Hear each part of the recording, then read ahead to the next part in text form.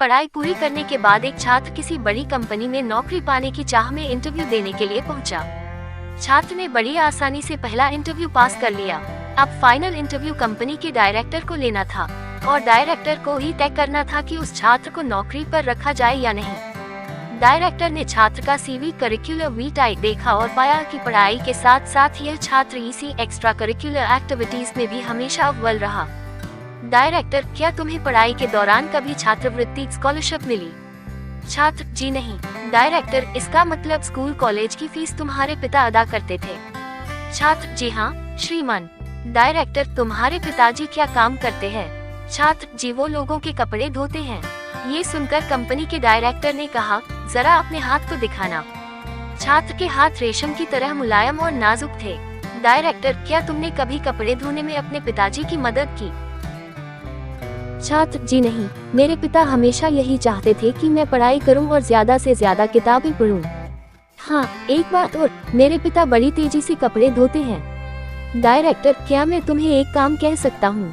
छात्र, जी आदेश कीजिए। डायरेक्टर, आज घर वापस जाने के बाद अपने पिताजी के हाथ धोना, फिर कल सुबह मुझसे आकर मिलना। छात्र यह सुनकर प्रसन्न हो गया। उसे लगा कि अब नौकरी मिलना तो पक्का है। तभी तो डायरेक्टर ने कल फिर बुलाया है।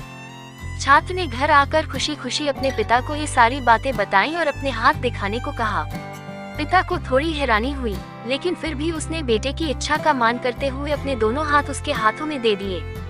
छात्र ने पिता के हाथों को धीरे धीरे धोना शुरू किया।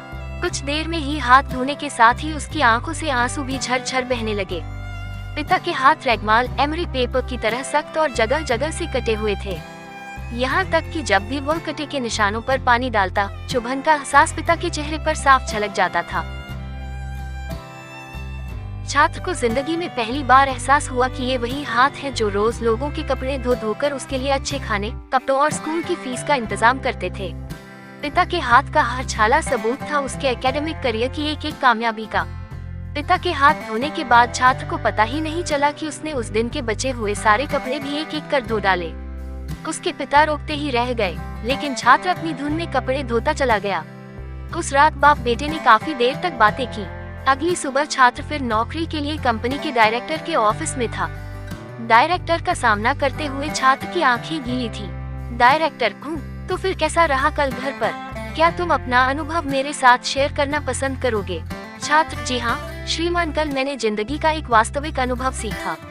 नंबर 1, मैंने सीखा कि सराहना क्या होती है। मेरे पिता न होते तो मैं पढ़ाई में इतनी आगे नहीं आ सकता था। नंबर 2, पिता की मदद करने से मुझे पता चला कि किसी काम को करना कितना सख्त और मुश्किल होता है। नंबर 3, मैंने रिश्तों की अहमियत पहली बार इतनी शिद्दत के साथ महसूस की। डायरेक्टर, यही सब है जो मैं अपने मैनेजर में देखना चाहता हूँ। मैं ये नौकरी केवल उसे देना चाहता हूँ जो दूसरों की मदद की कद्र करे, ऐसा व्यक्ति जो काम किए जाने के दौरान दूसरों की तकलीफ भी महसूस करे, ऐसा शख्स जिसने सिर्फ पैसे को ही जीवन का ध्येय न बना रखा हो। मुबारक हो, तुम इस नौकरी के पूरे हकदार हो। आप अपने बच्चों को बड़ा मकान दे, बढ़िया खाना दे, बड़ा टीवी, मोबाइल, कंप्यूटर सब कुछ दे, लेकिन साथ ही अपने बच्चों को यह अनुभव भी हासिल करने दे कि उन्हें पता चले कि घास काटते हुए कैसा लगता है। उन्हें भी अपने हाथों से ये काम करने दें। खाने के बाद कभी बर्तनों को धोने का अनुभव भी अपने साथ घर के सब बच्चों को मिलकर करने दें। ऐसा इसलिए नहीं कि आप मेड पर पैसा खर्च नहीं कर सकते, बल्कि इसलिए कि आप अपने बच्चों से सही प्यार करते हैं।